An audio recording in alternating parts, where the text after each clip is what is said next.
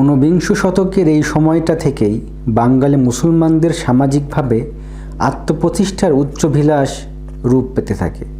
এটাও দেখা যায় তারা বাঙালি না মুসলমান এই দোটানাও ক্রিয়াশীল রয়েছে তাদের মধ্যে। এর কারণও হলো অবাঙালি মুসলমানদের সামাজিক নেতৃত্ব।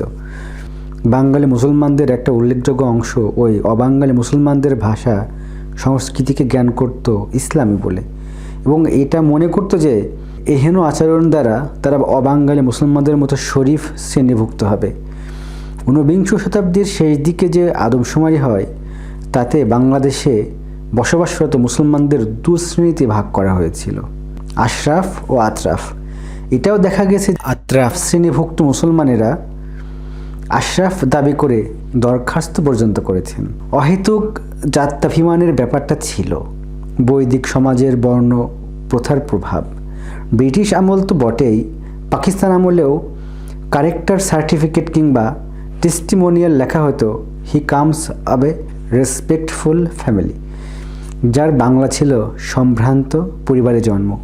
সম্ভ্রান্ত পরিবার না হয় বোঝা গেল, কিন্তু বাদবাকি মানুষেরা কি বিভ্রান্ত? অবশ্য আরব ইরান থেকে আসা মানুষদের বংশধর ভেবে গর্ববোধ করা আর আত্মপ্রসাদ পাবার একটা পার্সেন্টেজ বাঙালি মুসলমানদের মধ্যে আছে বই কি।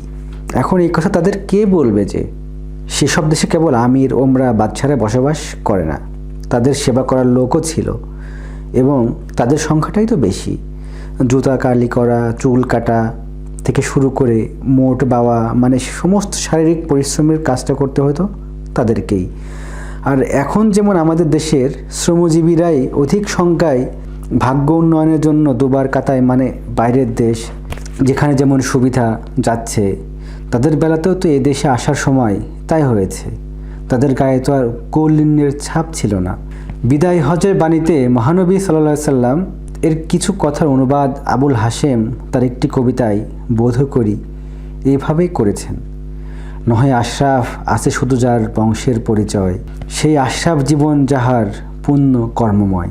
কর্মের কথা বাদই দিলাম, ইসলামের সাম্যের বাণী তাৎপর্যকে কীভাবে বিনষ্ট করে দেওয়া হয়েছে সেটিও একটি ঐতিহাসিক গবেষণার বিষয়। এ থেকে এটা নিশ্চয় অনুমান করা অসঙ্গত নয় যে এরকম আশরাফ শ্রেণীভুক্ত মুসলমান, প্রধানত যারা অবাঙালি ছিল, তারা হীন চোখে বাঙালি মুসলমানদের পরিমাপ করত। আর এটা যে শুধু তখনকার ব্যাপার ছিল তা নয়, পাকিস্তান আমলে এসেও তো আইয়ুব খান তার প্রভু নয় বন্ধু গ্রন্থে বাঙালি মুসলমানদের প্রায় হিন্দু শ্রেণীভুক্তই করে ফেলেছেন। আরেকটি ব্যাপার হলো, ইসলাম ধর্ম আবির্ভূত হয়েছিল আরব দেশে, কিন্তু আরব দেশ ছাড়াও ইরান কিংবা মধ্যপ্রাচ্যের অন্যান্য দেশে, বলা যায় আফগানিস্তান পর্যন্ত যে সমস্ত ধর্মীয় পীঠস্থান কিংবা পীর ফকির আউলিয়া দরবেশগণের কর্মভূমি রয়েছে, সেই স্থান সম্পর্কে এক ধরনের আবেগ কাজ করেছে বাঙালি মুসলমানদের মনে। এটা কোনো অপরাধ নয়, বরং খুব স্বাভাবিক। পৃথিবীর অন্যান্য ধর্মাবলম্বীর ক্ষেত্রেও এটা সত্য। কিন্তু এইরকমও দেখেছি এই কয়েক বছর আগেও হজ করে ফিরে এসে যে টুপি পুণ্যভূমির বিশ্বাস করে শিরে তুলে রাখা হয়েছে, তা মেড ইন চায়না। এখন কথা হলো, আবেগ যদি ছেলে মানুষই হয় তাতে কি আধ্যাত্মিক মুক্তি লাভ সম্ভব?